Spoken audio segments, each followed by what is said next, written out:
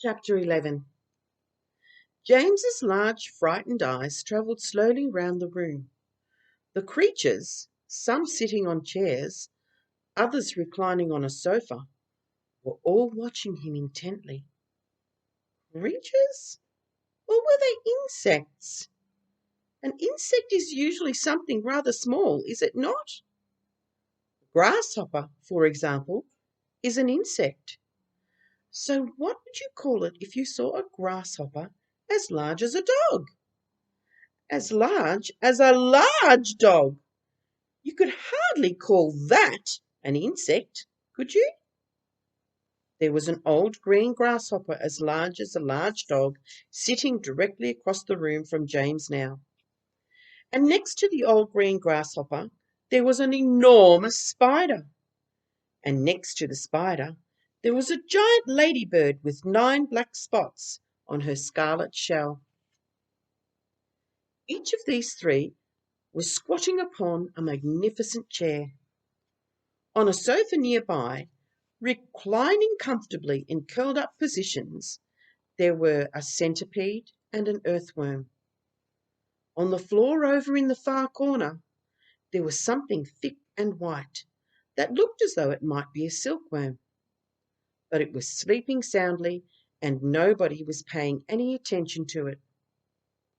Every one of these creatures was at least as big as James himself, and in the strange greenish light that shone down from somewhere in the ceiling, they were absolutely terrifying to behold.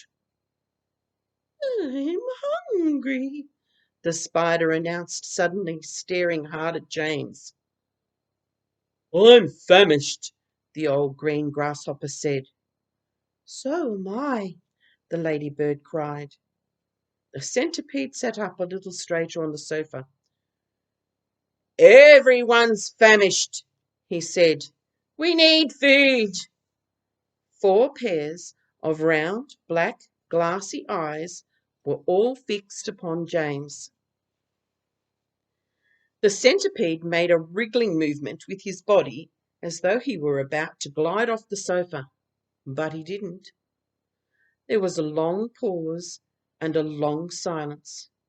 The spider, who happened to be a female spider, opened her mouth and ran a long black tongue delicately over her lips.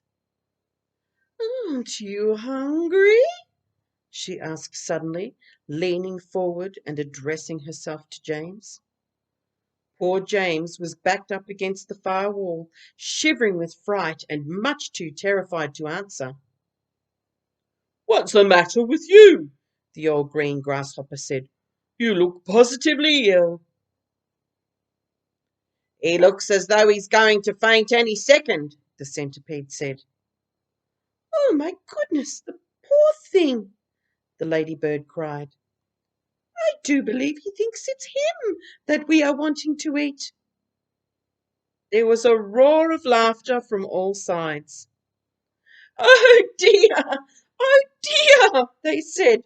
"What an awful thought!" "You mustn't be frightened," the ladybird said kindly. "We wouldn't dream of hurting you. You are one of us now. Didn't you know that? You are one of the crew. We are all in the same boat." "We've been waiting for you all day long," the old grasshopper said. "We thought you were never going to turn up. I'm glad you made it." "So cheer up, my boy, cheer up," the centipede said.